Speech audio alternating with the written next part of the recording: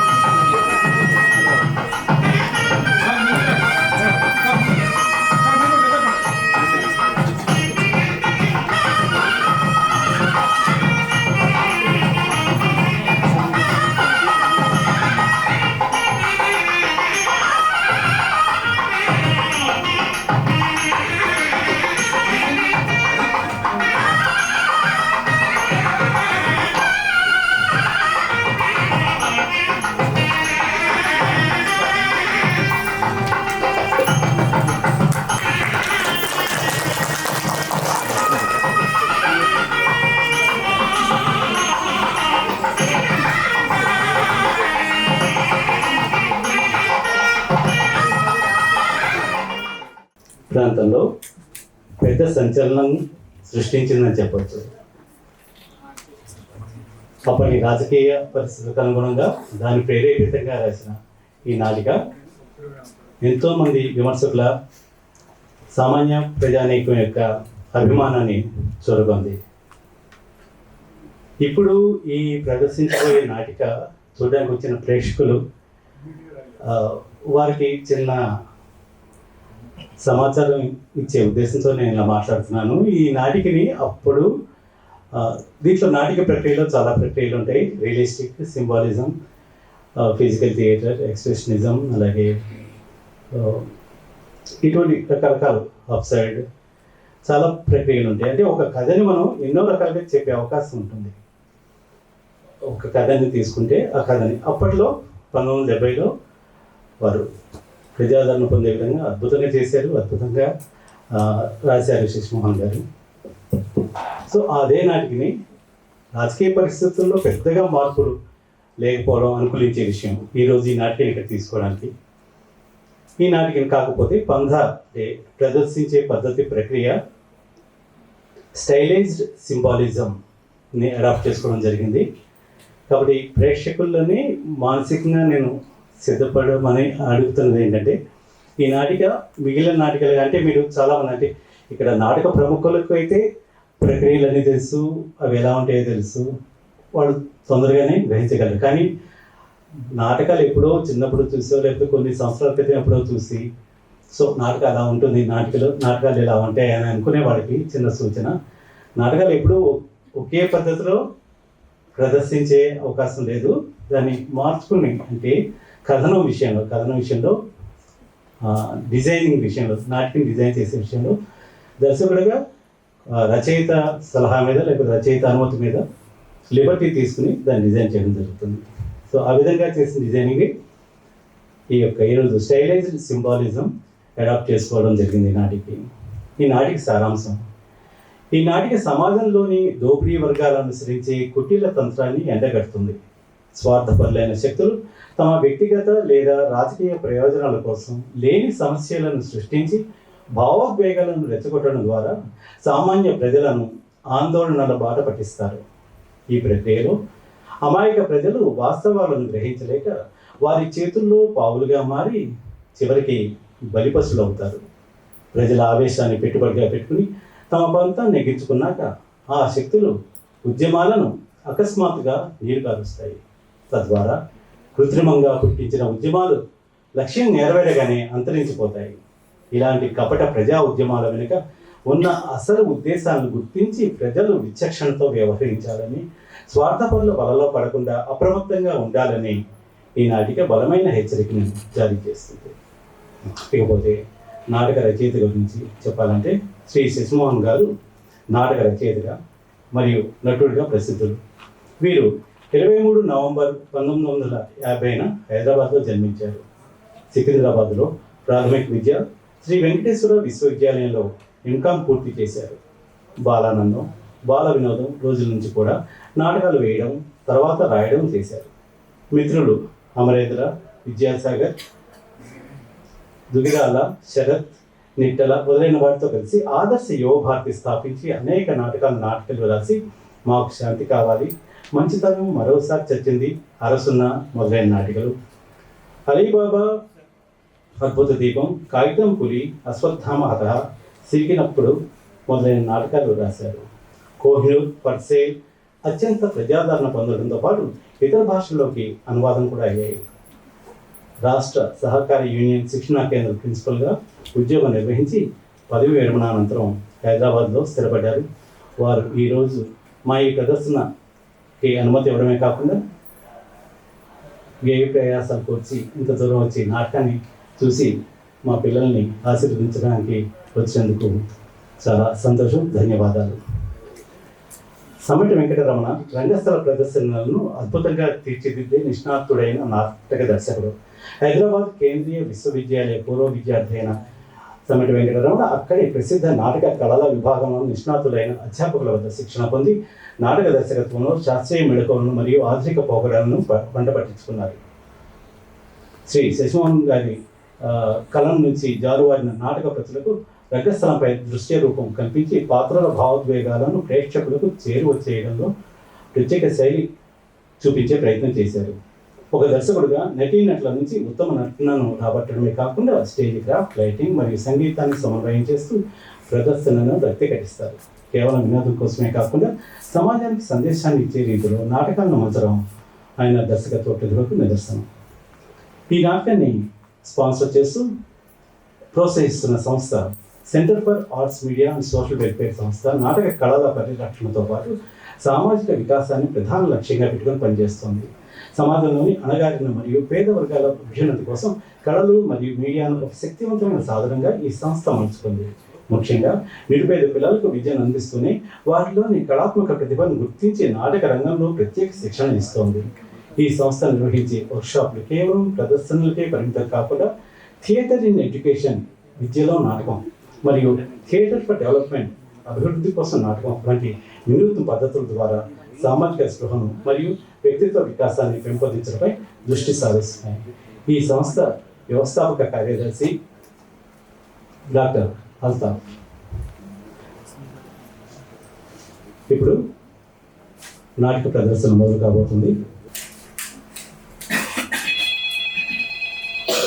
Hello, hello, hello, hello, hello, hello, hello, hello, hello, hello, hello, hello, hello, hello, hello, hello, hello,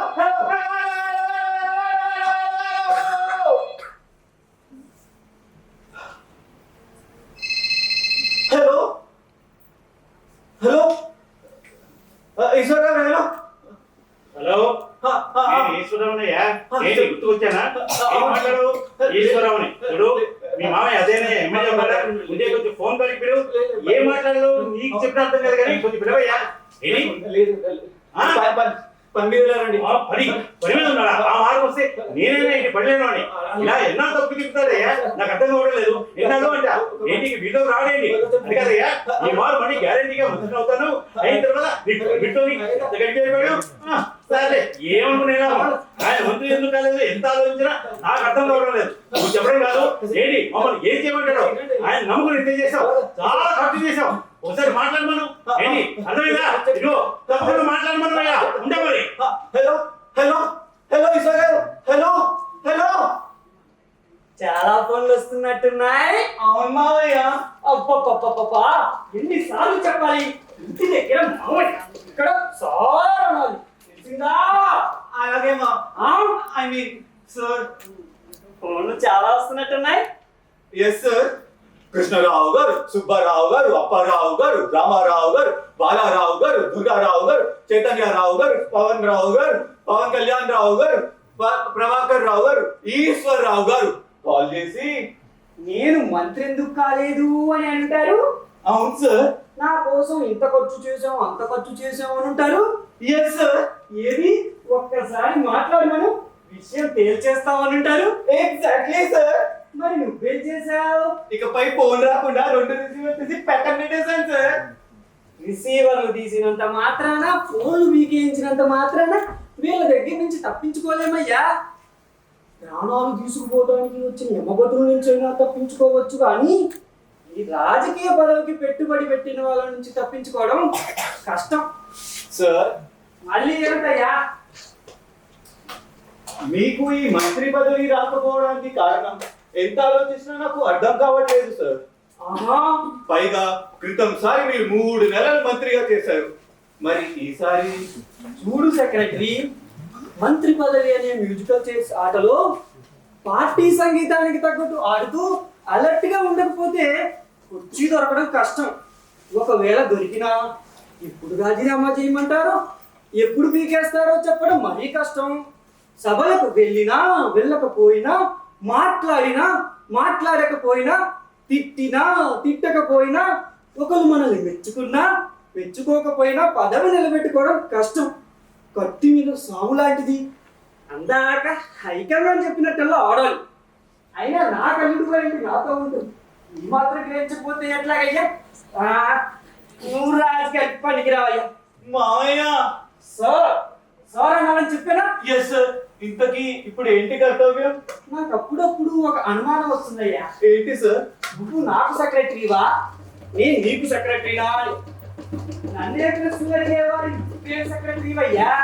పెద్దవాళ్ళు ఏం తినాలో, ఏం చెప్పాలో, ఏం మాట్లాడాలో చెప్పేవాళ్ళని సెక్రటరీ అంటారు. Yes sir. చూడు, ఎవరైనా వస్తే నేను ఇంట్లో లేనని చెప్పు, అర్థమైందా?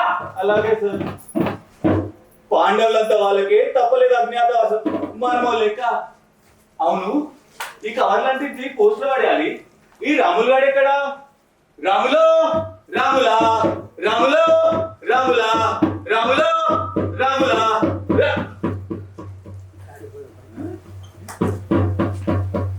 ఎవరు? ఎవరయ్యా నువ్వు? నిన్నే అసలు ఎవరు పంపించారు లోపలికి? అసలు జవాబు పెట్టకుండా లోపలికి వచ్చాడమేనా? రాములో రాములా. మీ రాములు సెలవు మీద ఉన్నాడు. రాములు సెలవు మర్చిపోయారు. నీకెలా తెలుసు? ఎమ్మెల్యే గారు ఉన్నారా? లేరు, బయటికి వెళ్ళారు. వచ్చిన వాళ్ళందరికీ అలా చెప్పమని తాను లోపల ఉన్నాడు. అవునా? అవును. కాదు, నువ్వెవరు?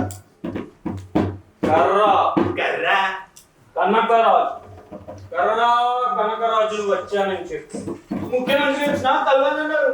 ముఖ్యమంత్రి కాదు, కర్రా కనకరాజును వచ్చానని చెప్పు. ఆలస్యమైతే వెళ్ళిపోతాను. నేను ఊరికే ఎవరి దగ్గరికి రాను, పిలిచినా రాను. అలాంటిది స్వయంగా వచ్చాను. చెప్పు. అవును, టైం ఎంత అయింది? మావయ్య ఎవరిని? ఇంటి దగ్గర మావయ్య, ఇక్కడ సార్ అనాలి. అలాగే సార్. త్వరగా పిలుచుకురా. Yes sir, yes sir, yes sir, yes sir, yes sir. Sir sir sir sir sir. చెరికొచ్చిన మేకలా ఏంటి అరుపులు? కర్రా కర్రా కర్రా. బామా బామా బామా, ఎక్కడ ఎక్కడ ఎక్కడ ఎక్కడ? ఇక్కడ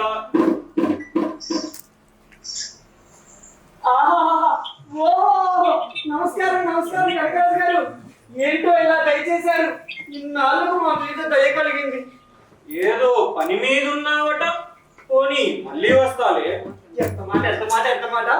ఎంత పని ఉన్నా మీరు వచ్చాక అన్ని మాటలు వచ్చాను. చూడలు ఈయన కనకరాజు గారని చాలా గొప్పవారు. ఏ పార్టీకి చెందని నిస్వార్థ రాజకీయ పండితులు. రాజకీయాల్లో ఈయనకి తెలియని మెలకువలు లేవు. తలుచుకుంటే ఏమైనా చేయగలరు. స్వపరమైన లేకుండా అందరికీ సహాయం చేస్తుంటారు. నమస్కారం సార్. నా అల్లుడు ఇప్పుడు నా సెక్రటరీ కూడాను. ఎంత గొప్ప సేవ చేశారు సార్ మీరు. ఇందులో నా గొప్పతనం ఏముందయ్యా? దేశ సేవే ముఖ్యమైనప్పుడు మనకి పార్టీలతో పనే ఉంది. అందుకే నేను ఎప్పుడు ఒకే పార్టీకి పరిమితం అవ్వలేదు. ఇదిగో ఈ కర్రకి ఏ పార్టీ జెండా పెడితే ఆ పార్టీ మనిషి నేనవుతాను. అందుకే నన్ను కర్రా కనకరాజు అన్నారు. క్రితంసారి మంత్రిగా ఉండి గోల్డ్ మైన్స్ కొల్లగొట్టావు, ఏదో అలా చార్టెడ్ ఫ్లైట్ కొన్నావు, ఏదో అలా. ఇప్పుడు మళ్ళీ ఎమ్మెల్యే అయ్యావు. నీకేం తక్కువయ్యా? మీ ఏముంది చెప్పండి. ఈసారి మినిస్టర్ లిస్టులో నీ పేరు లేకపోవడం చూసి చాలా ఆశ్చర్యపోయాను. ఒకసారి కలిసి వెళ్దామని వచ్చాను. అయినా మంత్రి పదవిలో ఏముందయ్యా నా బొంద. అమ్మమ్మమ్మమ్మ అలా అనకండి. పందెంలో పాల్గొన్న వాళ్ళంతా గెలవాలని ఎలా అనుకుంటారో ఈ రాజకీయాల్లో చేరిన వాళ్ళంతా మంత్రి కావాలి అలాగే కోరుకుంటారు సుమండి. అవునులే, సముద్రాన్నే లక్ష్యంగా పెట్టుకున్న వాగు అవసరమైతే అనేక వాగులతో పొత్తు కలిపి ఎన్ని వంకర్లన్నా తిరిగి తిరిగి తన లక్ష్యాన్ని చేరుకుంటుంది. పదవి విషయంలో రాజకీయ నాయకుడు అంతే. అవును, టైం ఎంత అయింది? వదిలే. ఏమైనా మావయ్యకి మంత్రి పదవి రాకపోవడం? అసలు ఈ పాలిటిక్స్ లో చిక్క ఏమిటో తెలుసా? సాధారణ ప్రజల మెప్పు ఆదరణ సంపాదించాలంటే వాళ్ళు నమ్మలేని నిజాలు నమ్మేలా చెప్పాలి. అలా చెప్పిన వాడే రాజకీయాల్లో నెగ్గుతాడు, ఒక వెలుగు వెలుగుతాడు. అయినా నాకు ఈ మంత్రి కావాలని లేదండి. నేను ప్రజాసేవకుడిగా నన్ను ప్రజలు గుర్తిస్తే చాలు. హలో, నమస్కారం అండి. అవునండి, ఉన్నారండి. ఈశ్వరరావు గారండి. లేనని చెప్పలేకపోయావా? తప్పదంట సార్. హలో, ఈశ్వరరావు గారు నేనే. ఏం సంగతులు? అదే నా చేతిలో ఉన్నదైతే చేసేవాడిని కదా, ఇంత ముందు జరగలేదా ఏమిటి? అది కదండి, అదే అలాగే అది మొన్న నిన్న అలా అంటే ఎలా చెప్పండి? హలో, ఒకసారి ఆ ఫోన్ ఇలా ఇవ్వు. ఒక్క నిమిషం, మీతో ఎవరు మాట్లాడతారట. హలో, నేను కర్రా కనక. ఈ నమస్కారాలకి కానీ ఏంటి గట్టిగా మాట్లాడుతున్నావు? ఏం లేదా? మరేంటి ఎమ్మెల్యే గారితో ఏదో గొడవ పడుతున్నావు? ఏమీ లేకపోవడం ఏంటయ్యా? ఇక్కడే ఉంటాను కొన్నాళ్ళు. ఎమ్మెల్యే గారికి ఏదో సాయం కావాలట, అది చేసి నా సొంత పని మీద వెళ్ళిపోతాను. చూడు, ఎమ్మెల్యే గారు ఏదో చందాలు వసూలు చేస్తున్నారట. మనం వాళ్ళందరితో చెప్పి నువ్వు వ్యాపార సంఘానికి ప్రెసిడెంట్ కదా, నా పేరెందుకు కానీ త్వరగా పంపు. అర్థమైందా? సరే సరే. చూడు, టైం ఎంత అయిందో వద్దులే. ఈ ఈశ్వరరావు కూడా మాటలు నేర్చాడయ్యా. అదేనండి నా భయమును. ఈశ్వరరావు లాంటి వాళ్ళు కూడా మాటలు నేర్పిస్తే ఇక మన లాంటి వాళ్ళ గతేం కానీ చెప్పండి. వీళ్ళందరూ నోలు కట్టే విధంగా మామయ్య మంత్రి కావాలి. అందుకేగా నేను ఇక్కడికి వచ్చింది. అంటే మీరు ప్రస్తుతం మంత్రులను తయారు చేస్తున్నారు. వీళ్ళవుతుందంటారా? మంత్రి కాలేని ఎమ్మెల్యేకి ముందుగా కావాల్సింది గుర్తింపు. రాజకీయ పరంగా తెలివైన వాడు, ప్రమాదకరమైన వాడు, పనికొచ్చేవాడు అనిపించుకోవాలి. తన వెనక ఎంత బలగం ఉందో నిరూపించుకోవాలి. ఉన్న మంత్రివర్గంలో సంచలనం కలిగించాలి, కలవరం రేకెత్తించాలి. అప్పుడు వాళ్ళే పిలుస్తారు మంత్రి పదవి. సాధ్యమవుతుందంటారా? ఓ పద్ధతి ఉంది. ఎందరో ఎన్నోసార్లు విజయవంతంగా ఇంతకు ముందు ఉపయోగించారు. ఆందోళన, స్ట్రైకా? ఏదో ఒక విషయం మీద స్ట్రైక్ చేయించాలి. ప్రజా ఉద్యమం నడిపించి గుర్తింపు సంపాదించాలి. నీ బలం ప్రదర్శించాలి. అప్పుడు ఆందోళన ఆపాలి అంటే నిన్ను మంత్రిని చేయాలి. ఆపకపోతే రాష్ట్రపతి పాలనే రావచ్చు. దానికి తెగిస్తే స్ట్రైక్ అంటే ఆస్తి నష్టం, ప్రజా నష్టం. మంత్రి పదవి కన్నా ముఖ్యం కాదయ్యా అవి. సైకే విషయంపై చేయాలి అని. రైతులకి ప్రత్యేక కారణాలంటూ ఒక లిస్ట్ ఏమీ ఉండదు. నేను చెప్తా కదా, వెళ్ళి ఈరోజు పేపర్ తీసుకురా. కళ్ళు మూసుకొని ఏదో ఒక వార్త మీద వేలుచ్చు, దాని మీద స్ట్రైక్ చేయొచ్చు. ఈరోజు ముఖ్యమైన వార్తలు ఏంటంటే అలా కాదు, పేపర్లో మొదటి పేజీలో ముఖ్యమైన వార్తలు ఉంటాయి. ముఖ్యమైన వాటి మీద, అవసరమైన వాటి మీద స్ట్రైక్ చెయ్యక్కర్లేదు. మధ్య పేజీ ఏంటిది? March 26 London. ఎలిజబెత్ రాణి కిరీటంలో పొదుగుబడిన వజ్రాలన్నింటినీ తిరిగి మెరుగు పట్టించడానికి బ్రిటిష్ వజ్రాల నిపుణులు ప్రయత్నాలు వేస్తున్నారు. వాటిలో భారతదేశంలో దొరికిన కోహినూర్ కూడా ఉంది. చాలు, వివరాలు అవసరం లేదు. వజ్రాలా? వాటిలో కోహినూర్. కోహినూరు వజ్రానికి మన మంత్రి పదవి ఆందోళనకి ఏమిటండి సంబంధం? అవును, ఏంటి సంబంధం?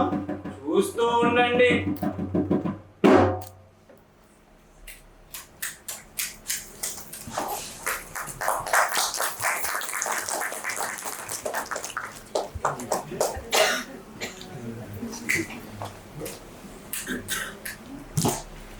ప్రజలారా, ఒక విన్నపం.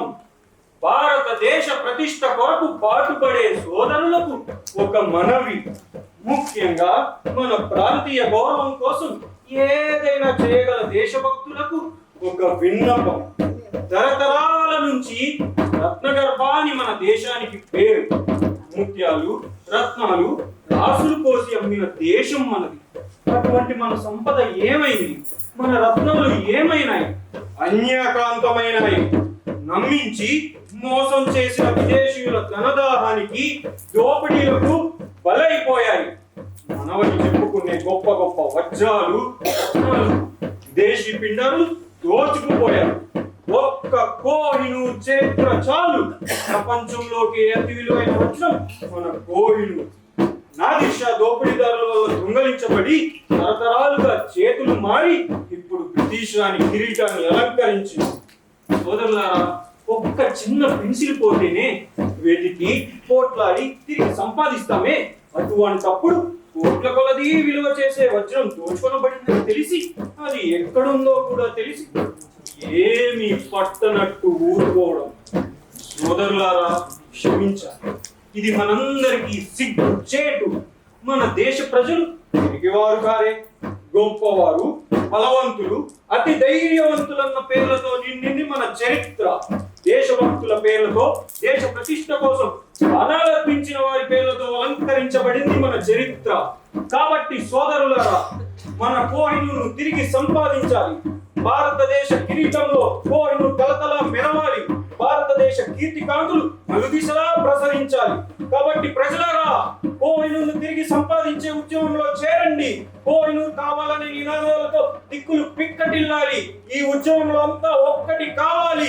కన్న తల్లి గౌరవం కాపాడాలనుకునే ధైర్యవంతులు, ఉత్సాహవంతులు ముందుకు రావాలి అని నేను ప్రార్థిస్తున్నాను.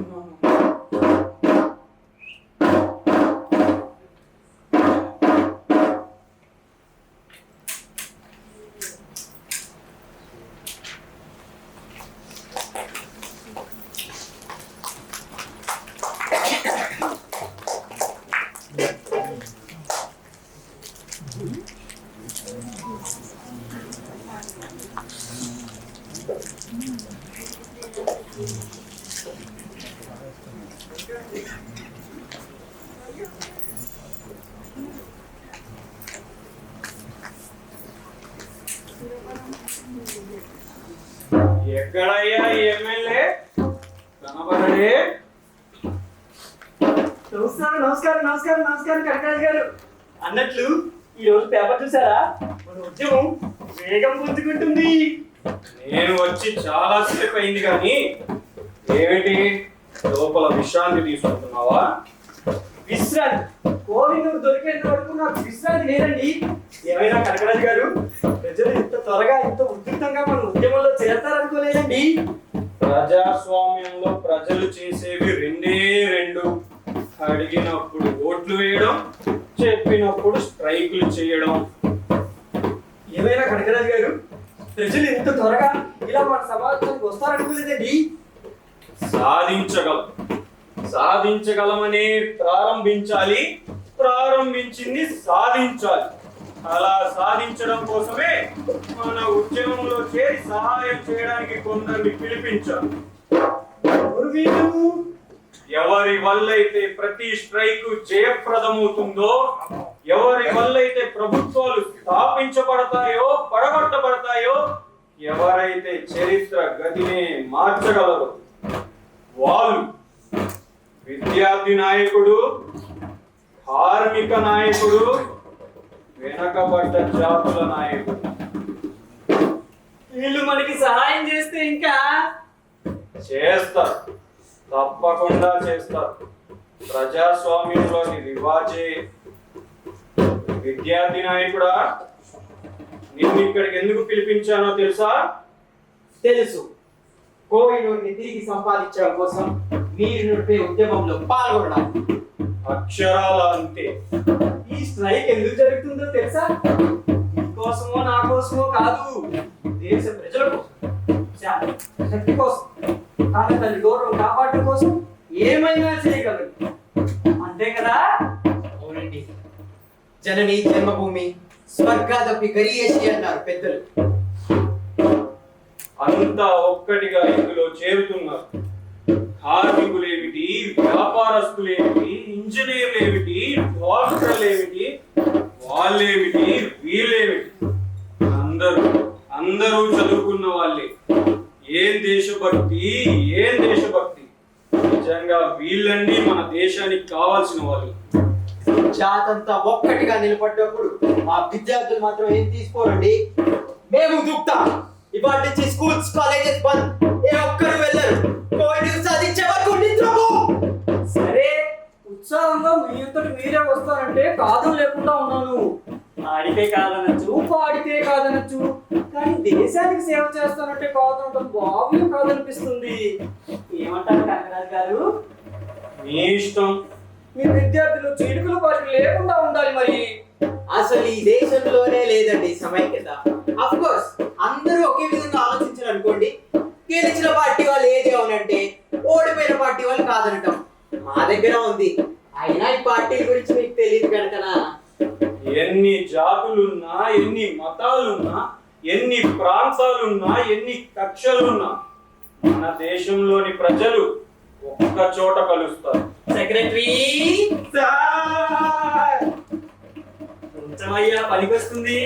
మరి ఉద్యమం ఎలా నడిపిస్తారు? ఇది మీకోసం మా కోసం కాదండి, దేశ ప్రతిష్ట కోసం. అయినా వట్టి మాటలు ఎందుకు, చూస్తారుగా.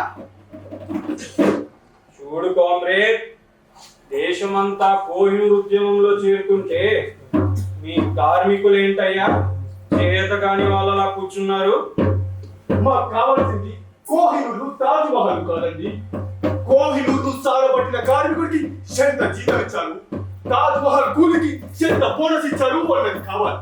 కుతుబ్ మినార్ ఎంత ఎత్తుందో మాకు అనవసరం. అది కట్టినప్పుడు దానిపై నుండి ఎంతమంది పడి చచ్చారు, వారికి నష్టపరిహారం ఎంత చెల్లించారు అన్నది కావాలి. ఇలా అని ఎంతమంది ఆలోచిస్తున్నారు? ఒక్కరూ లేరే. అదే కదా ఈ ప్రపంచంలో జరుగుతున్నది కామ్రేడ్స్. కష్టం ఒకటి, ఫలితం ఇంకొకటి, ఖర్చు ఒకటి, లాభం ఇంకొకటి. కార్మికుల గురించి ఎవరు పట్టించుకోరు. చంద్రమండలం మీద మొదటిసారి అడుగుపెట్టిన నీలాంస్ట్రాంగ్ అందరికి తెలుసు, కానీ అపోలో తయారు చేసే కార్మికుల గురించి ఎవరు అడిగారు, ఎవరు పట్టించుకున్నారు? గోల్కొండ కట్టిన నరం చరిత్రకెక్కాడు. దానికై కుండ్రాళ్ళు మోసిన కూలీల గురించి ఎవరు అడిగారు, ఎవరు పట్టించుకున్నారు? ఇలా ఎన్నాళ్ళు, ఎన్నేళ్ళని ఇక అట్టే కాలం సాగదు కామ్రేడ్. కార్మికులంతా తమ స్థానాన్ని గుర్తించారని అందరూ గ్రహించాలి. సమాజంలో మాకు ఉన్నత స్థానాలు ఇవ్వాలి. డాక్టర్ ఇచ్చే మందులు చేసేది మేము, ప్రాజెక్టులు పట్టణాలు కట్టేది మేము, ఇంజనీర్లు కాదు. మేమే లేకపోతే ప్రణాళిక లేదు, ప్రగతి లేదు, వ్యవస్థ స్తంభించిపోతుంది. ఎప్పటికైనా కలం పట్టిన చెయ్యి కన్నా శుద్ధి పట్టే చెయ్య గొప్పదని ఆ కళం కూడా మేము తయారు చేసినని గుర్తించాలి. అప్పుడే సంఘం, దేశం, ప్రపంచం బాగుపడతాయి. అప్పుడే సర్వమానవ సౌభ్రతత్వం, సర్వమానవ కళ్యాణం. చూడు కామ్రేడ్, మీ ప్రాముఖ్యత గుర్తించాలంటే మీరంతా మీ సంఘటిత శక్తిని ఒక్కసారి చూపించాలి. దానికి మీ ఉద్యమంలో చేరమంటారా? సరే, కార్మికులంతా ఈ ఉద్యమంలో చేరాలి. మీరేమిటో, మీదేమిటో, మీ శక్తి ఏమిటో చూపించాలి. ఫ్యాక్టరీ మూతపడాలి, యంత్రాలు కూర్చోబెట్టాలి, ఆర్థిక వ్యవస్థ స్తంభించుకోవాలి, నిత్యావసరాలకు ప్రజలకు ఆహాకారాలు చేయాలి. అప్పుడు అప్పుడు అప్పుడు అప్పుడు అప్పుడు కానీ మీకు గౌరవం లభించదు. ఫ్యాక్టరీలు మూతపడడం, యంత్రాలు అయిపోవడం పెద్ద కష్టమైన పని కాదు, ఆగిపోతాయి. మీరన్నట్టే ఈ ఆర్థిక వ్యవస్థ స్తంభించిపోతుంది. కానీ కానీ రెక్కాడితే కానీ డొక్కాడని కార్మికులు ఏ యంత్రం ఆగినా ఈ యంత్రం ఆగదుగా. పేరు గుర్తింపు ఒక్క రోజులోనే రావయ్యా. ఎన్నో కష్టాలు పడాలి, ఎన్నో త్యాగాలు చేయాలి. గాంధీ, బోస్, లెనిన్ వీళ్ళంతా పుట్టగానే గొప్పవాళ్ళు కాలేదు. కష్టపడ్డారు, ఎన్నో బాధలు వచ్చారు, తుపాకీ గుళ్ళకి ఎదురు నిలిచారు. కానీ ఎన్నాళ్ళు నవ సమాజం ఒక్క రోజులో నిర్మించలేం కామ్రేడ్. ఓపిక పట్టాలి. మనమంతా ఒకే తాటి మీద నడిస్తే అది ఎంతో కాలం పట్టదు. చూస్తూ ఉండండి, మనం నడిపే చేతులు కట్టు కూర్చుంటే ఏమవుతుందో. మనం అనుకున్నది సాధించే వరకు ఫ్యాక్టరీ సైడ్ మీకు పిలిపించాము. సెక్రటరీ సార్, చవయ్యా పనికొస్తుంది. ఇక చూపించు నీ శక్తి. చూస్తారుగా కాంగ్రెస్, మీరే చూస్తారుగా. వెనుకబడి చేతులు నాయకుడు గారు, దండాలు అరే దొరా దొరా అంటే ఇంకెవరు అనుకున్నా నువ్వేనా?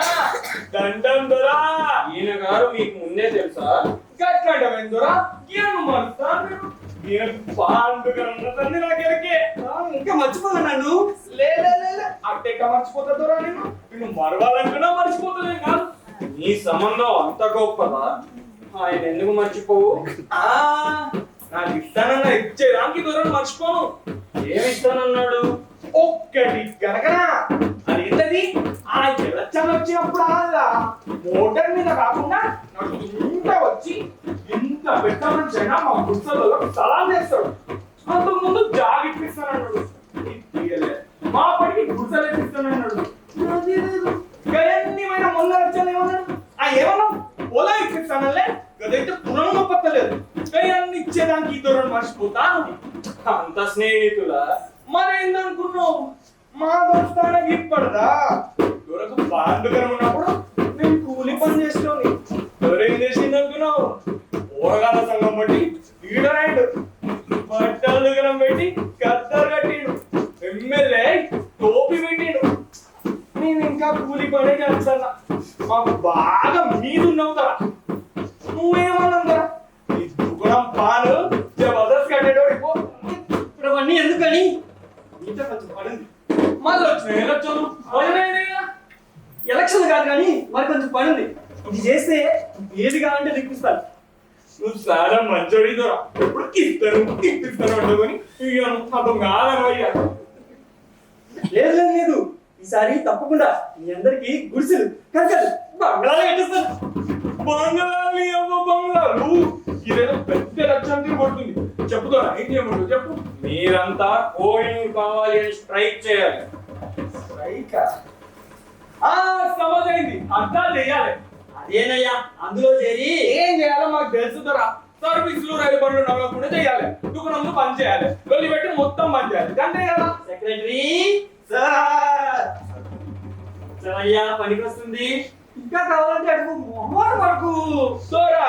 అప్పటికన్నీ మన పాలతు ముచ్చట్ల పడి పైసలు సంగతి ఆత్మర్చిన అవుతారా? ఎన్నోట్లు ఇప్పమంటావు? అబ్బా, ఓట్లు కాదయ్యా, హర్తాల్ చేయాలి. మంచిన పంచం నోట్లు దూరంగానే ఓట్లు అదికి వచ్చినాయి. హర్తాలు చేయించాలి. చూడు, ఈ డబ్బులు మీ వాళ్ళందరికీ అందరూ చూడాలి. మరి గదేం దొరక అట్లంటావు? సర్కారు వాళ్ళు ఇచ్చే పైసలు మా దాంట్లో జరుగుతలేవు కానీ ఇవన్నీ మూలకి ఇవ్వకుంటే హర్తాలు చేస్తారు. నేను చేయిస్తాలే. కోయిను కావాలి కోయిను కావాలి కోయిను కావాలి.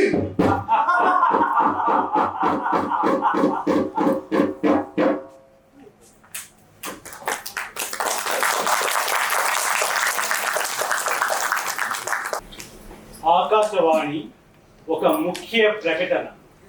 నగర పోలీస్ కమిషనర్ గారు ఈ విధంగా తెలియజేస్తున్నారు. ప్రస్తుతం నగరంలో జరుగుతున్న అల్లర్ల దృష్ట్యా నగరంలో శాంతి భద్రతలు పరిరక్షించడం కోసం సెక్షన్ 144 అమలు జరుపుతారు. ఈ సెక్షన్ ఈ రోజు నుండి వారం రోజుల పాటు అమలులో ఉంటుంది.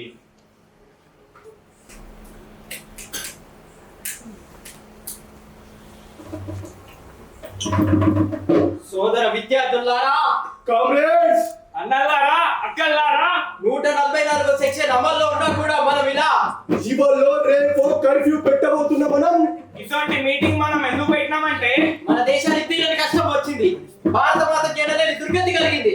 ఫ్రెండ్స్, దేశమాత తన బిడ్డల పిరిచి కట్టడానికి ఏడవచ్చిందేనా, బాధపడవచ్చిందేనా అని అడుగుతున్నాను. కామ్రేడ్స్, ఎవరికి ఏం జరిగినా, ఎంత గొప్పవారు అయినా మన కార్మికుల పరిస్థితి మాత్రం మారలేదు. మన ఇళ్లలో దరిద్ర దేవత తాండవం చేస్తూనే ఉంది. మన వీధుల్లో బీదతనం నాశనం చేస్తూనే ఉంది. కాబట్టి కామ్రేడ్స్, మనం ఎక్కువ మంది ఉన్నాం, మనం లేనోళ్ళం, వెనకబడ్డోళ్ళం, ఉడుకులాట్లా కాదు. మన దేశంలో దేని ఇట్లా చూసినా మనం వెంటనే ఉన్నాం. ఇట్లా ఎన్ని దినాలని నేను అడుగుతానా? మన దేశం ఆజాద్ వచ్చి 70 సంవత్సరాలు ఆయే. మన సొంత గుడ్సలు ఉన్న వాళ్ళు ఎంతమంది? 2 పూటలు బువ్వ తినేది ఎంతమంది? ఉత్త గంజిని తాగేది ఎంతమంది? అసలు గది చూడని వాళ్ళు ఎంతమంది? ఎంతమంది అని నేను అడుగుతానా? ఇంతమంది ఉన్నాం. భారత మాత దుఃఖం తీర్చలేవా? ఆ తల్లి రుణం తీర్చగల ధైర్యస్తులు లేరా? నేను నమ్మను. భారతదేశంలో యువకులు, ముఖ్యంగా విద్యార్థులు పిరికి వాళ్ళు కారు, దేనికి వెనకంజ వేయరు, ధైర్యవంతులు, సాహసవంతులు. కాబట్టి కాంగ్రెస్ మనం కూడా మనుషులమేనని, దేశ పౌరులమేనని, దేశ గౌరవంలో కష్ట సుఖాల్లో భాగస్వాములమేనని నిరూపించాలి. మనకి వ్యక్తిత్వం ఉందని, అసలు మనం లేకపోతే దేశమే లేదని నిరూపించాలి. మన శక్తి చూపించాలి. మనం అలకాల కడిగినామంటే మన మాట వినరు. మనం ఒక ఏరుగా నడవాలి, ఒక లూటి మీద నడవాలి. మన దైన్యం దునియాకు చూపాలి. గతంలో మోకా మనకి ఇవాళ వచ్చింది. అవకాశాలు మాటి మాటికి రావు కనుక ఫ్రెండ్స్, వచ్చిన అవకాశాన్ని సద్వినియోగం చేయాలి. ఇప్పుడు ప్రజలంతా కోహినూర్ సంపాదించే ఉద్యమంలో చేరుతున్నారు. నిజమే, కోహినూర్ మనది కాదు, విదేశీయులతో చుట్టుపోయారు. ఫ్రెండ్స్, కేవలం నా విశ్వాసం కాదని, నా దృఢ సంకల్పం కూడా. మనం తలుచుకుంటే సాధించలేనిది ఏమీ లేదు. కేవలం మాటల్లో కాదు, చేతల్లో చూపించాలి. కోహినూర్ని సాధించాలి. అప్పటికి కానీ మన శక్తి ఏంటో ఈ ప్రపంచానికి తెలీదు. ఇదంతా మీకు తెలియంది కాదు, నాకు తెలుసు మీకు తెలుసని. కాకుంటే పువ్వులు పడుతురు. దేనికి రా పువ్వులు? ఒక దొంగతనం చేస్తే పువ్వులు పడాలి, ఒక లూటి చేస్తే పువ్వులు పడాలి. మనం కష్టపడి ఏం చేస్తలేం. మనం మన వజ్రం ఏంటో కోహినూర్ కావాలంటున్నాం. అనటమే కాదు, చెయ్యాలి, సాధించాలి. దేశ గౌరవం కాపాడడం కోసం మనం ఏమన్నా చెయ్యాలి. మన దేశభక్తి చూపించాలి. ఫ్రెండ్స్, మీకేం నష్టం జరగకుండా నేను చూస్తాను. మీకేం జరగకుండా చూడడానికి నేను కాను కామ్రేడ్. మీరు పువ్వులు పడకుండ్రి, మీ వెనక నేనుంటా.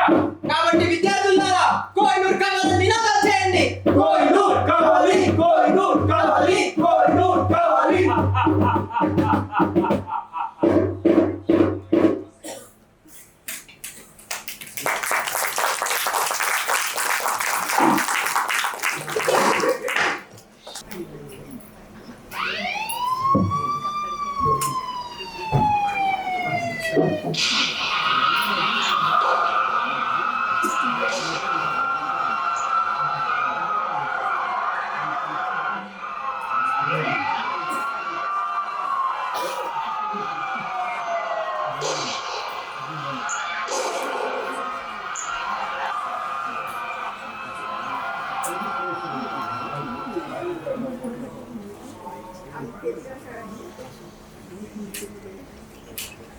ఇందాక నుంచి చెప్తున్నది అదే కదయ్యా, ఎన్నిసార్లు చెప్పాలి? ఆ లిస్ట్ లో ఉన్న వాళ్ళందరినీ కలిశాను. నువ్వు అందరినీ కలిసావా? ఏమిటి అక్కడ కర్ఫ్యూ పెట్టారా? ట్యాంకులు తెచ్చినా నన్ను ఎవరు ఆపలేరు. కనకరాజు గారు ఊర్లోనే ఉన్నారు. ఏమిటి డబ్బు పంపిస్తావా? ఇప్పుడు అవసరం లేదయ్యా, మొన్న పంపిన డబ్బే అలాగే ఉంది. ఏమిటి సొరా పంపమన్నాడా? సర్లే పంపించు, ఎందుకైనా పనికొస్తుంది. ఉంటాను. చాలా ఆశ్చర్యం ఉంది సార్. 10 రోజుల క్రితం మన ముఖం చూసిన వాడు లేడు. ఇప్పుడు వద్దన్నా చందా వసూలు చేసి పంపుతున్నారు.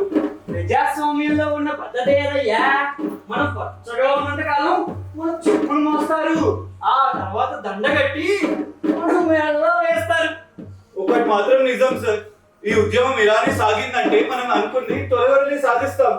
కానీ ఈ కర్ఫ్యూ ఇంకా పోలీస్ ఫైరింగ్ పెట్టి చాలా మంది చనిపోతున్నారు సార్. కాదు, కర్ఫ్యూలు ఉండి కూడా ప్రజలు సభలకి సమావేశాలకి వెళ్తున్నారంటే పరిస్థితి ఎంత ఉధృతంగా ఉందో తెలుస్తుంది కదా. ఉద్యమం చాలా తీవ్రంగా ఉంది. దేశమంతా పాకిపోయింది. దేశం నలుమూలల నుంచి కోహినూర్ కావాలి అని నినాదాలు వినిపిస్తూనే ఉన్నాయి. చిన్న పెద్ద అందరూ ఉద్యమంలో చేరుతున్నారు. దీనికి తోడు ఇంకొకటి, కోహినూర్ ఎత్తుకుపోయింది నా దిశ అని తెలిసి కొంతమంది విద్యార్థులు ఇరానీ హోటల్ తగలబెట్టారు. పోలీస్ ఫైరింగ్ దాకా వెళ్ళింది. పోలీస్ ఫైరింగ్ లో 50 మంది చనిపోయారు. 50 మంది చనిపోయారా? కాబట్టి నేను చెప్పొచ్చేది ఏంటంటే, ఇది ఘాతుక చర్య అని నేను మనవి చేస్తున్నాను. శాంతియుతంగా ఉద్యమం నడుపుతున్న ప్రజల మీద పోలీసులు అమానుషంగా కాల్పులు జరిపి 150 మంది ప్రాణాలు తీశారు. ఇది సైన్పరాని ఘాతుక చర్య. ప్రజలారా, ప్రజాస్వామ్యంలో ప్రజలచే ఎన్నుకోబడ్డ ప్రజా ప్రతినిధిగా ఉంటూ కూడా ప్రజా ఉద్యమం సంగతి ఏమీ పట్టనట్టు ఊరుకున్నందుకు నన్ను క్షమించాలి. ఈరోజు ఈ ఉద్యమానికి నా పూర్తి చేయూతనందిస్తానని హామీ ఇస్తున్నాను. ప్రజలారా, ఈ జిందాబాదులతో చప్పట్లతో చనిపోయిన వారి ఆత్మకు శాంతి లభించదు. ప్రస్తుతం జరిగిన దానికి కారణంగా మనం ఈ ఉద్యమాన్ని ఇంకా తీవ్రతరం చేయాలి. దేశవ్యాప్తంగా బంద్ ప్రకటించాలి. ఈ లోపుగా చనిపోయిన వారి ఆత్మశాంతికై ఆ భగవంతుని ప్రార్థిస్తూ వారి కుటుంబానికి 3 లక్షల సహాయాన్ని తక్షణమే ప్రకటిస్తున్నాను. ప్రజలారా, ప్రజా ఉద్యమాన్ని లాఠీ చార్జులతోనూ కాల్పులతోనూ ఆపలేరు. ఇది ఒక మహా ఉప్పెనలా వస్తుందని నిరూపించాలి. ఆటం బాంబులు పేల్చిన, ట్యాంకులు తెచ్చిన ప్రజాభిప్రాయాన్ని ఎవ్వరూ మార్చలేరు. ఎన్ని ఫైరింగులు జరిగినా, ఎంతమంది మరణించినా, ఉద్యమంలో ఉన్న చివరి వ్యక్తి ఉన్నంత వరకు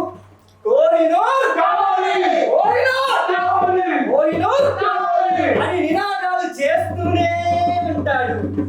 ఆపండి ఆపండి అని నినాదాలు. ఎవరది?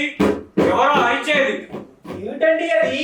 ఎవరో ఆపండి అని ఆర్తనాదం చేస్తున్నారు. నాకెవ్వరూ కనిపించడం లేదే. ఎవరో సామాన్యుడు. నాకేం వినిపించడం లేదే. వీళ్ళు ఎమ్మెల్యే అయిన తర్వాత సామాన్యుల గొంతులు వినపడవు. మంత్రైతే సామాన్యులే కనపడవు. మీ చుట్టూ ఉన్న పాట్రాజుల జయ జయ నినాదాలతో చెవులు చిల్లులు పడ్డ మీకు సహనంతో నిండి గుండెలు చీల్చుకుంటూ వచ్చే ఆక్రందనలు ఎలా వినిపిస్తాయి? ప్రజల శాంతియుత జీవనాన్ని నీ అధికారపడడం కోసం నాశనం చేస్తున్నప్పుడు వాళ్ళ హాహాకారాలు నీ చెవులకు ఎలా వినిపిస్తాయి? నువ్వు ఏమిటా పిచ్చి కేకలు? పిచ్చి కేకలు కావు.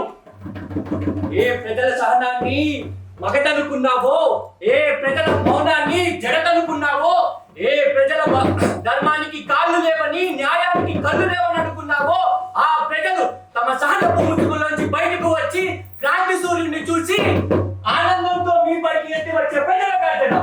క్రాంతి వెలుగులో దారిని వెతుక్కుంటూ ఒక్క ముడిగా మీపైకి ఎత్తి వచ్చే ప్రజల గర్జన. అన్యాయంపై న్యాయం చేసే సింహనాదం. నీ స్వార్థం కోసం నడిపే ఈ ఉద్యమంలో ఎంత మంది భారీ భారత పౌరులు బలైపోతున్నారు ఎప్పుడైనా ఆలోచించావా? నీ అధికార బలంతో ఎందరు సభ్యుల్లో మారిపోయారో ఎప్పుడైనా గమనించావా? అలా చూస్తూ ఊరుకుంటారేంట్రా? దాన్ని చూస్తారు. ఏంటి గొడవ? అసలు ఎవరితో మాట్లాడాలో తెలుసా? తెలుసు. ఓ ఎమ్మెల్యేతో, వాటి దగ్గర కీలు బొమ్మలుగా మారిన ఉద్యమకారులతో. మా ఉద్యమాన్ని నీరు కట్టడానికి వచ్చావా కామ్రేడ్? చెప్పుడు మాటలు విని కూడా చెడిపోయిన విచక్షణ జ్ఞానం ఉన్న వాళ్ళు మీరని అనుకుంటున్నారు. ఈ స్ట్రైక్ ఆపించండి. ఈ మారణకాండని అంతం చేయండి. సస్యశ్యామలమైన భారతదేశాన్ని శ్మశాన వాటికగా మార్చకండి. ఏ ఒక్క ఇష్టాలపై ఉద్యమం జరగడం లేదు. ఇది ప్రజా ఉద్యమం. దీన్ని ఎవ్వరూ ఆపలేరు. దేశ గౌరవం కోసం జరుగుతున్న సమ్మె ఇది. గౌరవమా? దేశ గౌరవమా? బస్సులు రైళ్లను తగలబెట్టి దేశాన్ని రణభూమిగా మార్చి నెట్టుటేళ్లతో శవాలతో నింపేస్తే రాదండి దేశానికి గౌరవం. నువ్వెవరా మాట్లాడడానికి? మేమేమో చెప్పినా వినం. అవును, వినరు, వినిపించరు. దేశ గౌరవం అనే సీసన్ కలిగించి మీ చెవుల్లో పోశారు. పరలా పొంగుతున్నారు. మీ ఆవేశపు మంటలు మిమ్మల్ని కాల్చిచ్చులా కాల్చేయక ముందే ఒక్కసారి కళ్ళు తెరవండి. ఈ స్ట్రైక్ ని ఆపించండి. ఇందాకటి నుంచి చూస్తున్నాను, ఏంటంటో వాగుతున్నాడు. లాగిపడండి విని. ఆగండి. ఈ వినాశనానికి కారణం వాళ్ళు. దీనికి అంతటికీ కారణం వాళ్ళు. వాళ్ళని తగ్గండి. ఇంకా చూస్తారేంట్రా? నాకు కన్ని తగలేయండి. పిచ్చి వాళ్ళ పట్టుకోవాల్సింది నన్ను కాదురా, తన్నాల్సింది నన్ను కాదురా. ఈ మారణకాండకి కారణం అడగండి. ఈ వాతావరణం నినాదాలతో కాల్పులతో ఎందుకు కలుషితమైందో వాళ్ళని అడగండి రా. ప్రజాస్వామ్యంలో ఉంటూ ప్రజా ఉద్యమానికి ఇలా వ్యతిరేకంగా పనిచేసే ప్రజాద్రోహులను విడిచిపెట్టకూడదు. వీడిని కొట్టండి, చంపండి, కొట్టండి, చంపండి.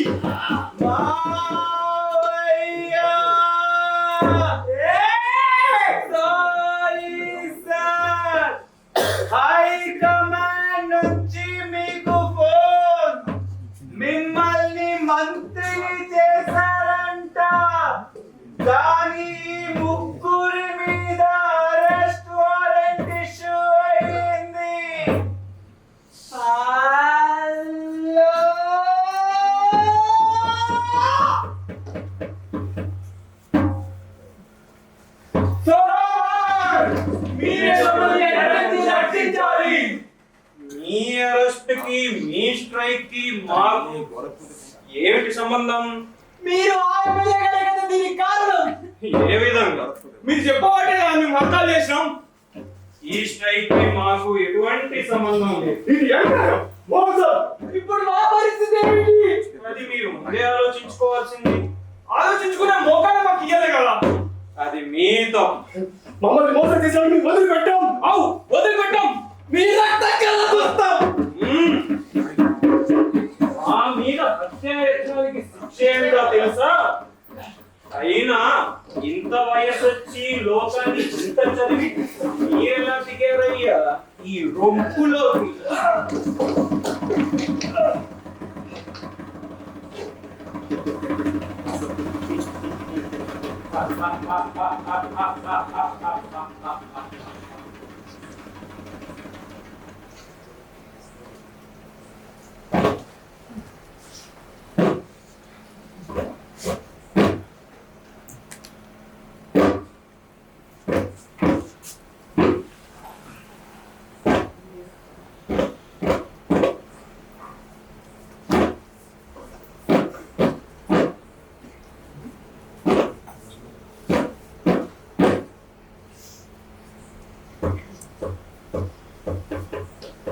నేను చదువుకోలేదురా. ఎవరేం చెప్తే అది ఎట్ట చెప్తే అట్ట అంట. సంధి అందరు మమ్మల్ని ఆడిపించుకొని వాళ్ళు గద్దలు సంపాదించుకుంటుండ్రు. ఎవరెంత చెప్పినా మాది మాకు ఎక్కుతలేదు. కానీ చదువుకున్న వాళ్ళు మీరేం చేసిండ్రు అయ్యా? ఏమైందయ్యా మీ విద్య? ఏమైందయ్యా మీ తెలివి? చదువుకున్నోళ్ళు మమ్మల్ని రచ్చిస్తారు అనుకుంటే మీరే మోసపోతారు. ఏందయ్యా ఈ ముళ్ళతోవా? ఏంది గతి?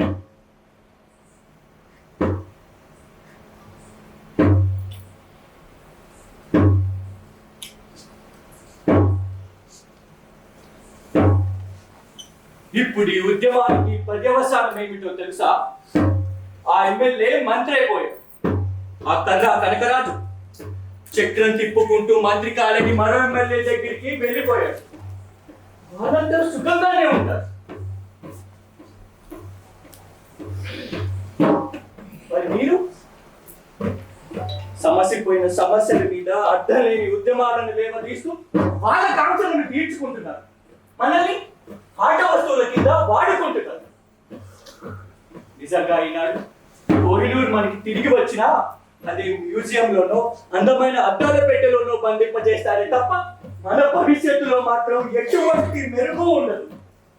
నువ్వు నువ్వు నువ్వు పోలీస్ కేసులో ఇరుక్కుంటారు, శిక్ష పడుతుంది, ఇంకా దిగజారిపోతారు.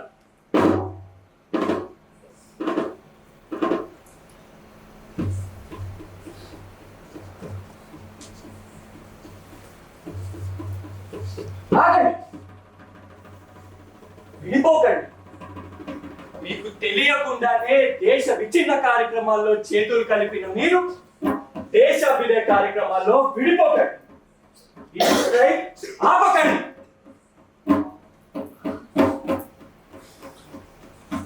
అవును, ఈ స్ట్రైక్ ఆగకూడదు.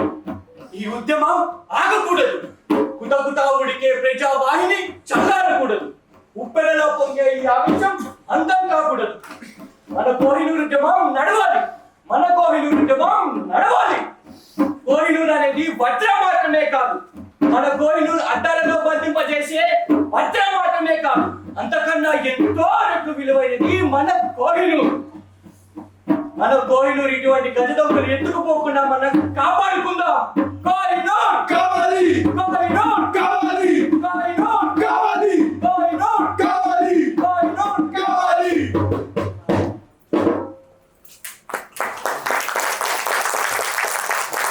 ఈ నాటికలోని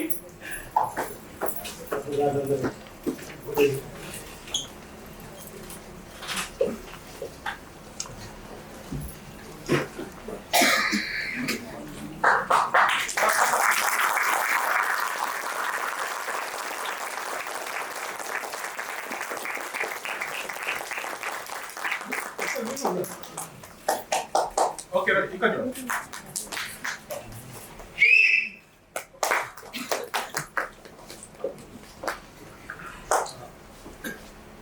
ఈ నాటిక రచయిత శ్రీ శశిమోహన్ గారిని వేదికపైకి రావాల్సిందిగా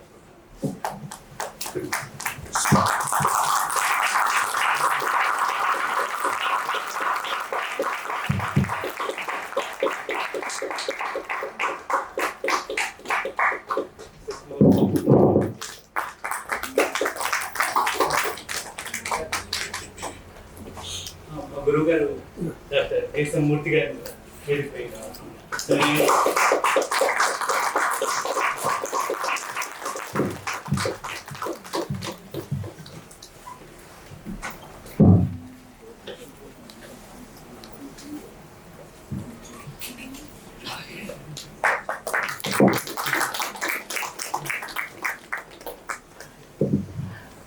అంతని వారిద్దరిని పుష్పగుచ్చాలతో సత్కరించుకోమని కోరుతున్నాను.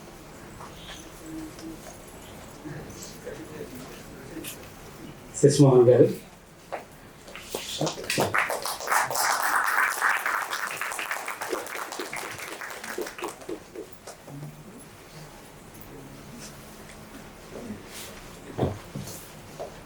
మధ్యలో కూర్చోండి.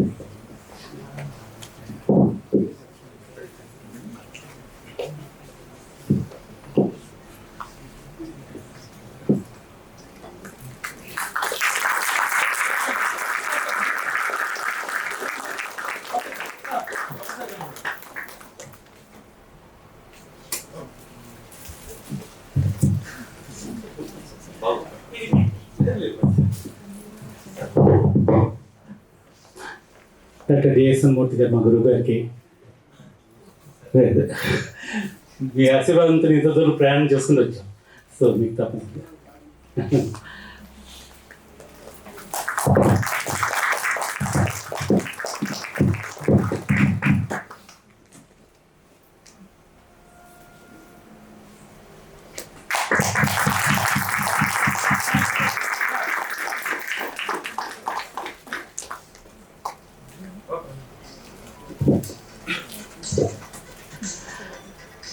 సో అప్పుడు అమరేంద్ర గారు ఉన్నారు కదా, అమరేంద్ర గారు మీరు ఒకసారి వేదికకి రావాలి.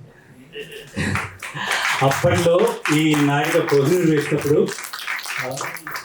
శశిమోహన్ గారు రచించగా అమరేంద్ర గారు కూడా దాంట్లో ఒక ముఖ్యమైన పాత్ర ధరించారు. విద్యాసాగర్ గారు, అమరేంద్ర గారు, నిటల శ్రీరాముకి మహామోహన్ ధరించి వేసిన నాటిక ఈ పిల్ల చేష్టలాగా కనిపించుండొచ్చు, పిల్లల చిన్న చిన్న లోపాలు.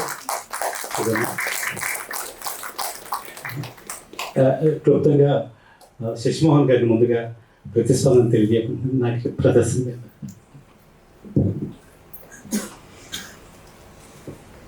వేదిక మీద ఉన్న వారికి, నాటకం చూడడానికి వచ్చిన వాళ్ళందరికీ కూడా శశిమోహన్ సవినయంగా నమస్కారం చేసుకుంటున్నాను.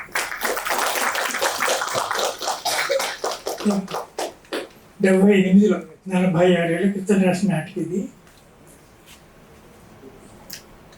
అప్పటికి ఇప్పటికి మాట్లాడలేదు కదా, అదే చెప్పే పద్ధతిలో కొత్త రకంగా చెప్పే ప్రయత్నం చేశారు, బాగా అనిపించింది. నేను రాసిన డైలాగులు అన్నీ చెప్తున్నారా లేదా అని నేను చేసింది ఏం లేదు. ఈ ప్రక్రియ గురించి ఏమైనా మాట్లాడంటే పెద్దలు దేశమూర్తి గారు చెప్పాలి లేదా అమరేందర్ చెప్పాలి. కానీ నాకు నచ్చింది. చాలా సంవత్సరాల తర్వాత నాటకం చూసిన భాగ్యం నాకు కలిగింది. Thank you very much. Thank you.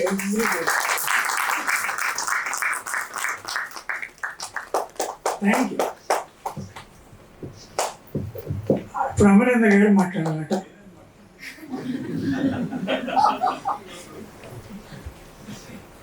సభాసదులకు నమస్కారం. ఈ నాటిక 78లో మా శశిమోహన్ సాయి రాయడం, మేము వేయడం, అప్పుడు దర్శకత్వం వహించింది నేనే. ఇందులో అప్పటి నుంచి ఇప్పటి వరకు 74 ప్రదర్శనలు మేము వేశాం. ఈ నాటికలో ఒక్క కర్రా కనకరాజు పాత్ర తప్ప తక్కిన పాత్రలన్నీ నేను చేశాను. అది ఎప్పుడూ నిట్టలసిన అమ్మతే వేశాడు. 74 సార్లు నిట్టలే వేశాడు. ఇదో కొత్త పద్ధతి, కొత్త ప్రక్రియ. వెంకటరమణ గారు చాలా అద్భుతంగా మలిచారు, దీన్ని వేరే రకంగా మలిచారు. ఎలా ఉంటుందో చూద్దామని నేను, మా రచయిత, మా కార్మిక నాయకుడు అభిషిక్త వర్మ అంతా కలిసి వచ్చాము. మా టెక్నీషియన్ బాలసుబ్రహ్మణ్యం అందరం కలిసి వచ్చాం, చూసాం, చాలా ఆనందించాం. ఈ ప్రక్రియ గురించి డిఎస్ఎన్ గారు మాట్లాడాలి. అందరికీ నమస్కారం. ఈ రచన ఇట్స్ టైమ్లెస్ క్లాసిక్. ఎందుకంటే ఈ దేశంలో రాజకీయ పరిస్థితులు ఉన్నంతకాలం ఈనాటి బతికే ఉంటుంది, ఇంకో 1000 ఏళ్ళైనా బతికే ఉంటుంది. క్లాసిక్. సరే, ప్రదర్శన పరంగా చెప్పాలంటే అది ఒక స్టైలైజ్డ్ పద్ధతి ముందే చెప్పాడు, నేను చెప్పడానికి ఏం లేదు. స్టైల్కి స్టైలైజేషన్కి తేడా అనేది తెలిస్తే ఈనాటికి అర్థమవుతుంది. స్టైల్ అనేది సొంతం, స్టైలైజేషన్ తెచ్చిపెట్టుకున్నాడు. అది తెలుసుకుంటే ఈనాటికి అర్థమవుతుంది. ఒక మంచి ప్రయత్నం చేశాడు. అర్థం చేసుకోవడంలో ఇబ్బంది ఉన్న వాళ్ళకి ఇప్పుడు క్లియారిటీ వచ్చింది అనుకుంటాను. నమస్కారం. All the best. Altaf, my you are running very good group. Move it, right? Thanks for running a good group.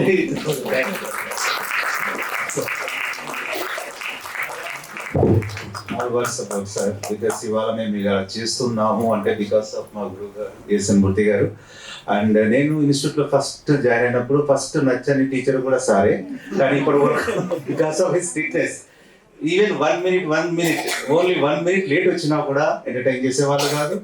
And discipline, first of all థియేటర్లో ఏదైనా నేర్చుకున్నాను, ద బెస్ట్ థింగ్ అంటే discipline. The discipline is from teacher.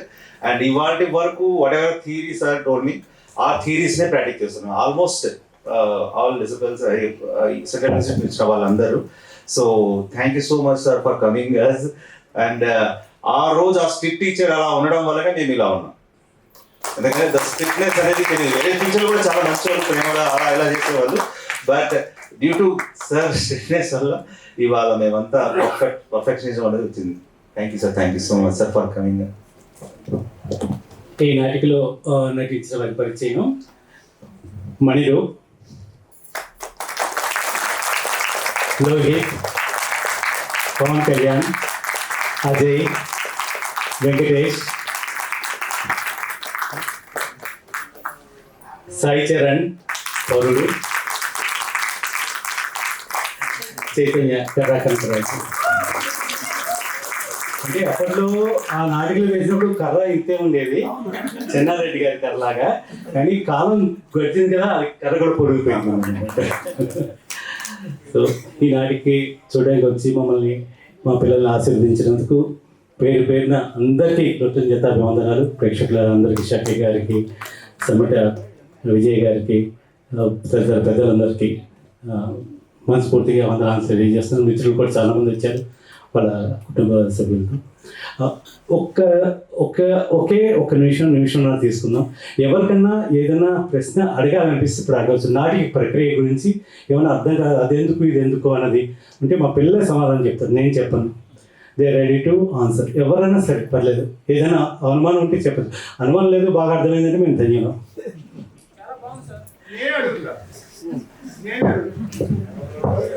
ఎవరంతా చెప్తారు?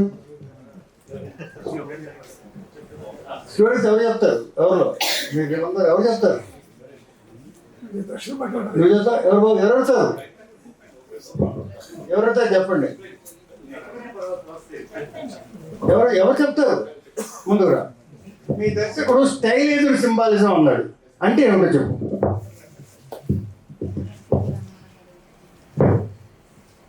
అంటే మనం రెగ్యులర్గా realistic అంటే మనం నిజ జీవితంలో ఎలా చేస్తామో దానికి దగ్గరగా చేస్తూ మాకు స్టైలైజర్ అంటే ఒక నాటకాన్ని ఒక కథను తీసుకొని దాన్ని ఒక ఫిజికల్ మూమెంట్లో మరీ హెవీగా కాకుండా కొంచెం స్టైలైజ్డ్గా అంటే ఒక ఇలా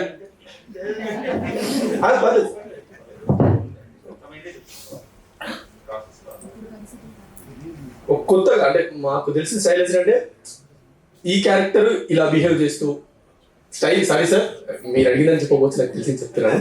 అది చెప్పు. కథని సింబాలిక్ గా చూపించడం. సింబాలిక్ గా అంటే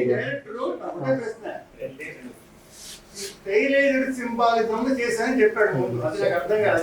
మీకు అర్థం చెప్పాలి. అర్థం కాదు మనందరం ఓకే. ఆయన మీరు కథ ఉన్నది సింబాలిక్ గా చెప్పడం సార్. అంటే ముందే డైలాగ్స్ తోనే కాకుండా మనకు విజువల్ గా కూడా కథ ఎలా ఉంటుందని చెప్పడం సార్. అంటే ఇది నాకు తెలిసింది సార్. ఇది నాకు తెలిసింది సార్. Thank you. మీరు ఇద్దరు ముందుకు వచ్చినందుకు. స్టైలైజ్ సింబాలిజం అంటే స్టైల్. ఎస్ మా చెప్పండి. నాకు అనిపించింది చెప్తాను. చెప్పండి. మొత్తం పర్లేదు సార్. అంటే డైలాగ్స్ చెప్పక ముందే ప్రతి ఒక్క క్యారెక్టరు వాళ్ళ బిహేవియర్ అంటే సార్ వాళ్ళు చెప్పినట్లు క్వశ్చనింగ్ అర్థమైంది నాకు తెలియదు, బట్ నాకు అనిపించింది చెప్దాం అనుకుంటున్నాను. సో ఎంటర్ అవుతున్న ప్రతిసారి వాళ్ళ మేనరిజం, ద బాడీ లాంగ్వేజ్, వాళ్ళ బ్యాక్గ్రౌండ్, వాళ్ళ థాట్ ప్రాసెస్ ఎలా నడుస్తుంది, వాళ్ళు చేయబోయేది కూడా అంటే ఈవెన్ దో డైలాగ్స్ లేకున్నా అర్థమయ్యేంత తీరుగా.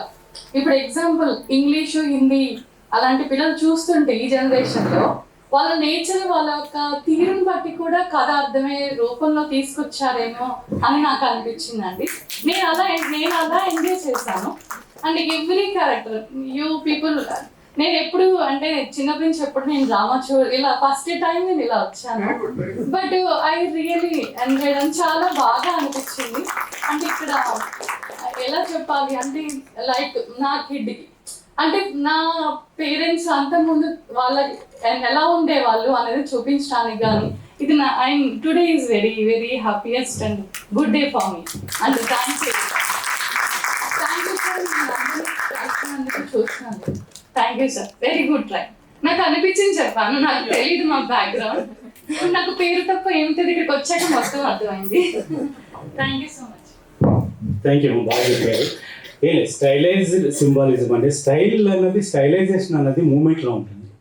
అంటే మామూలుగా ఒక నడిచి మామయ్య నీకు ఫోన్ వచ్చింది, ఇది నడిచి చెప్పడం, ఓకే మామయ్య నీకు ఫోన్ వచ్చింది, స్టైలైజ్ చిన్న అంటే ప్రక్రియని కొంత మార్పు చేసి కొంత ఆకర్షణీయంగా తెలియజెప్పడంలో ఒక కొత్త ప్రక్రియ. ఈ నాటికి ఇదే ప్రక్రియలో చేయాలని లేదు, ఎన్నో ప్రక్రియలు చేయొచ్చు. మామూలుగా రియలిస్టిక్గా చేస్తారు. దాన్ని మనం స్టైలైజ్డ్ అడాప్ట్ చేస్తాం. సింబాలిజం అనేది వాడుకున్న వస్తువులు ఎలా వాడుకున్నాం అవి సింబలైజ్ చేస్తుంది. ప్రతిదీ కూడా సింబలైజ్ చేస్తుంది అనమాట. ఆ చున్నీలు వాడడం కానీ, ఆ రంగులు వాడడం కానీ, ఆ యొక్క మళ్ళీ లాస్ట్లో ముగ్గురు కలిపి వాడుకునే ఆ చున్నీ కానీ ప్రతిదీ సింబాలిక్గా థాట్ ప్రాసెస్ డైరెక్టర్ది అండ్ పాత్రల యొక్క మనస్తత్వాల చిత్రణ ఆ యొక్క సింబాలిక్గా వాడే వస్తువు ద్వారా మీకు చేస్తుంది అనమాట. ప్రతిదీ సింబాలిజం అనమాట. ఆ యొక్క ఇప్పుడు కొట్టండి చెప్పండి అంటే ఎలా కొడతాం? పట్టుకొని కొడతారు, తంతారు నిజ జీవితంలో కానీ రియలిస్టిక్ ప్లేలో కానీ. ఇక్కడ కొట్టండి అన్నది కొత్త పద్ధతిలో చూపించాం. సో అలాగే ప్రతిసారి వాడు ఇచ్చిన వాడిని మెస్మరైజ్ చేయడం, వాడిని బ్రెయిన్ వాష్ చేయడం, మినిస్టర్ కానీ వాడు కానీ అది ఎలా చూపించేవాడిని ఆ యొక్క కండువాతో కానీ లేకపోతే చున్నీస్తో కానీ తిప్పడం. అంటే ఇప్పుడు చిలకడం అంటారు. అంటే మెదడు చిలకడాన్ని మొదలుపెట్టి అది శరీరానికి పాకుతుంది. సో శరీరాన్ని చిలకడం మొదలుపెట్టి మెదడుకి పాకుతుంది. ప్రతి అలా సింబలైజ్ చేస్తాం అనమాట. అంటే మూమెంట్ పరంగా స్టైలైజేషన్, వాడుకున్న వస్తువుల్ని వాడిన విధానం బట్టి అది సింబాలిజం. విజయ్ గారు.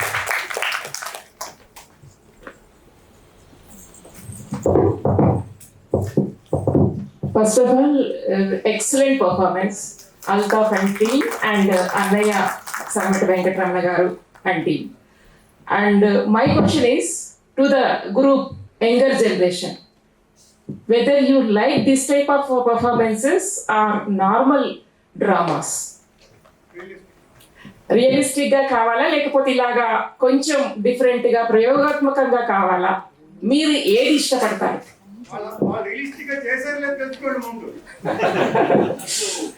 అద్భుతంగా చేశారు సార్. అందరూ చాలా బాగా చేశారు. ప్రతి ఒక్కరికి hats off to you, to the entire team.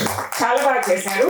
అయితే ప్రస్తుతము యంగర్ జనరేషన్ ని మనం ఇన్వైట్ చేయడానికి ఇలాంటి తరహా అప్పటి నుంచి 70 ఏళ్ల నుంచి జరుగుతున్నటువంటి ఇతివృత్తంతో ఉన్నటువంటి నాటకాలు అన్ని బాగా నడుస్తున్నాయి. కానీ వీళ్ళని మనం అట్రాక్ట్ చేయాలంటే ఈ టైప్ ఆఫ్ పర్ఫార్మెన్సెస్ కావాలి అని నాకు అనిపించింది. ఆ ప్రయత్నం చేసినందుకు సమట వెంకటరమణ గారికి, ఇంత అద్భుతంగా ప్రదర్శించిన మీ అందరికీ కూడా థ్యాంక్ యూ వెరీ మచ్. మంచి నాటిక అందించారు. Today you made my day.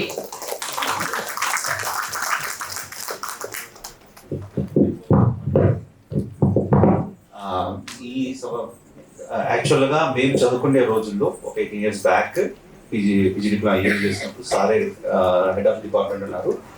మాకు ఈ ప్లేని ఇచ్చారు. మాకు తెలియదు, నేను రియలిస్టిక్ డ్రామా చేసేవాళ్ళము. స్టైలిష్ ప్లే చేసాం దేవుని ఎదుట అనేది. Very challenging play. చేస్తున్నప్పుడు చాలా ఆనందం ఉంది, అంతా ఉంది, కానీ ఎందుకు చేస్తున్నామో మాకు తెలియదు. సార్ ఆల్వేస్ క్లాసెస్లో చెప్పేవాళ్ళు, బట్ అది చెప్పినంత మాత్రం నాకు అర్థమయ్యేది కాదు. It's a process of drama అని తెలిసింది. సో అప్పటి నుంచి నేను సార్ ఫ్యాన్ అయిపోయి అప్పటి నుంచి నేను సార్తోనే అవే ప్లాన్ చేస్తున్నాను. ఎందుకంటే బికాస్ యాజ్ అన్ యాక్టర్ కావాలనుకున్న వాళ్ళకి యాక్చువల్లీ టోటల్లీ బాడీ ఫ్రీ అయిపోతుంది. సైకలాజికల్గా కూడా మీరు ఫ్రీ అవ్వడానికి ఇటువంటి ప్రదర్శనలు డెఫినెట్లీ మీకు చాలా దోహదపడతాయి అన్నమాట. ఎందుకంటే ఎక్స్ప్రెషనిజంలో చాలా రకాలుగా ఉంటాయి. సో స్టైలైజేషన్లోనూ సర్రియలిజంలోనూ మీకు ఏమవుతుందంటే టోటల్లీ మీ బాడీతో పాటు సైకలాజీ ఈ రెండు ప్రాపర్గా వికసించి డెఫినెట్లీ మీరు ఏమైనా చేయగలుగుతారు. రియలిస్టిక్లో చేయడం వల్ల మీరు స్టక్ అవుతారు. ఓహో ఇది ఇట్లా చేయాలా, అట్లా చేయాలా, ఇట్లా చేయాలా. But sub consciously if you will do these kind of things, these kind of performances, so you can take any challenge of acting. Acting is a ocean. ఇది ఏదో ఒక రోజులో, ఒక సంవత్సరంలో, 10 సంవత్సరాలు వచ్చేది కాదు. ఎప్పుడైనా అవ్వచ్చు, ఎట్లైనా పోవచ్చు. But if you are doing this kind of practices definitely you will become a good artist. అందరూ మెప్పించే ఆర్టిస్టులు అయితే అవుతారు, లేదంటే యాక్టర్ అవుతారు. ఒక్కరినే కొందరినే మెప్పించే ఆర్టిస్టులు అవుతారు, యాక్టర్లు అవుతారు. అంటే ఒక స్టైలైజేషన్ అవన్నీ ఎవరు చేస్తారంటే పెద్ద పెద్ద స్టార్లు అయ్యారన్నారు కదా, వాళ్ళ హిస్టరీ గురించి తెలుసుకోండి. సో అప్పటి నుంచి మా రమణ సార్ నేను వదలడం లేదు. ఈ మధ్యనే సారు ఇంకా వద్దు అనుకొని రిజైన్ చేసిన తర్వాత మరీ లాక్కొని వచ్చాను. Thank you madam, because me support వల్లనే లాక్కొని వచ్చాను sir. So if everything goes well with the blessings of sir, we want to start college also shortly. So we want to do regular performances like this. Thank you, sir. Thank you so much, sir, for bearing us, bearing me. So ఈ సాయంకాలాన్ని మాకు కొంచెమైన అనుభూతిగా మిగిల్చినందుకు పెద్దలకి, గురువులకి, వచ్చిన ప్రేక్షకులకి, మిత్రులకి అందరికీ శతకోటి వందనాలు. Thank you.